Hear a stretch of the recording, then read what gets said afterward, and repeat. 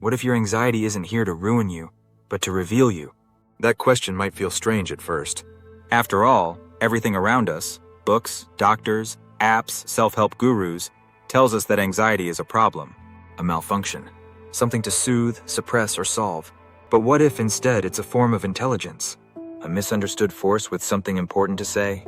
Maybe your anxiety is not a flaw, but a kind of fuel, a creative voltage waiting to be rerouted, a signal that there's more inside you than you've yet dared to build. Think about it. Some of the most impactful minds in history, the artists, the thinkers, the inventors, were anxious souls. Frida Kahlo, consumed by physical and emotional pain, transmuted it into bold, vulnerable self-portraits that made the world stop and look. Nikola Tesla, haunted by obsessive thoughts and compulsions, channeled them into innovations that shaped the modern era. These weren't calm people, but they were creative, brilliant, and undeniably alive. So maybe the real question isn't how do I get rid of my anxiety? Maybe the question is, what is it trying to become through me? You see, anxiety isn't random. It's rarely about nothing. It's often a compass, albeit a noisy, frantic one. It points toward friction in your life, misalignments, unlived dreams, unspoken truths. It asks hard questions. Are you where you're meant to be? Are you ignoring something vital? Are you playing too small? And yes, that radar can be intense, even overwhelming, especially if you're wired to feel things more deeply than others. That's not a bug in your system. That's part of the creative blueprint. Because the same sensitivity that makes the world feel too loud or too fast is often the very thing that lets you perceive what others miss. The nuance in a story, the tension in a room, the beauty in a detail. Creatives, whether they're artists, entrepreneurs, teachers, or coders, often carry this extra sensitivity like a hidden instrument tuned just a little too sharply. Of course it's uncomfortable, but discomfort isn't the enemy. Discomfort is often the beginning of change. And anxiety, at its core, is energy. Raw, unshaped, high-voltage energy. The kind of energy that, if rerouted, can fuel intense focus, original thinking, and creative breakthroughs. That edge you feel when anxiety kicks in, the racing heart, the mental spirals, the adrenaline, it's the same physiological state athletes call the zone.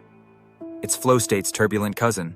One becomes a panic attack, the other becomes a masterpiece. And the difference is often where that energy goes. Let's be clear, anxiety can be debilitating. It deserves compassion, but it also deserves curiosity. What if instead of resisting it, you started listening to it? Not feeding it, but transforming it? Start small. When your mind spins out with a worry, ask, what does this feeling want me to make? Let the tension become material. Sketch the fear. Write it. Turn it into metaphor. Break it apart like a puzzle and rebuild it as something else. That process, turning panic into purpose, is what I call the creative transmutation loop. It's not about escaping the noise. It's about tuning it. Try reframing your spirals as storyboards. Those what-if catastrophes your mind loves, they can become concepts for books, business ideas, stand-up comedy, film scripts, or wild product designs. They're exaggerated, yes, but that's imagination, just under a dark filter. Even your most neurotic journal entries, the frantic notes at 2 a.m., might contain fragments of something real, something new. Give them form, structure, space to breathe. Because sometimes your anxiety isn't just about fear. It's about clarity.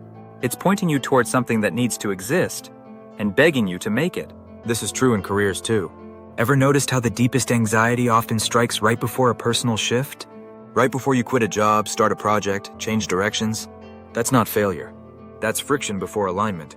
Maybe the panic about not being good enough isn't proof that you're inadequate, but evidence that you're growing, that you're leaving the safe zone, that you're inching towards something bigger than your current container. Sometimes anxiety reveals not what's wrong, but what's next. It helps to remember that not every culture treats anxiety the same way. In Japan, the concept of emma, the space between things, honors silence, tension, anticipation. It's not something to avoid. It's essential. In Jewish tradition, anxiety often transforms into wit, into rich, layered storytelling, into humor as survival. And in many indigenous practices, fear isn't ignored or numbed. It's ritualized, danced, spoken, transformed into vision. What if we learned from those perspectives? What if you let yourself laugh at your own monster? Not cruelly, gently, ironically. Because humor is often what happens when we hold fear in the light and realize it's wearing silly shoes. Kafka did this. So does Bo Burnham. So do thousands of anxious creators who realize that absurdity is medicine. When you can write your fear into satire, when you can draw your panic with googly eyes, you take some of its power. You become the narrator, not the victim. There's even something ancient about this. In mythology, fear is rarely just the villain.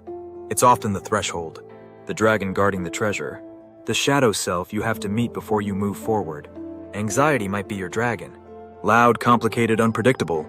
But what if it's not there to destroy you, but to initiate you? The great psychologist Carl Jung believed that whatever we repress becomes the shadow, and that true wholeness comes not from banishing the shadow, but integrating it, making peace with the parts of us that feel too much.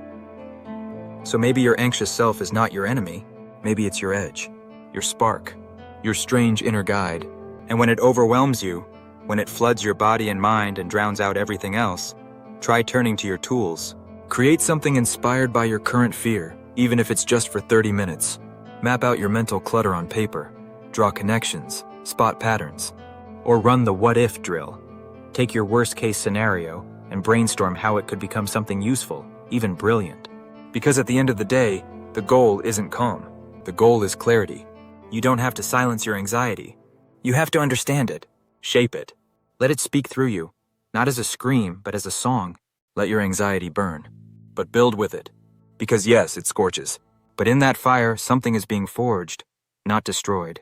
And that something might just be you.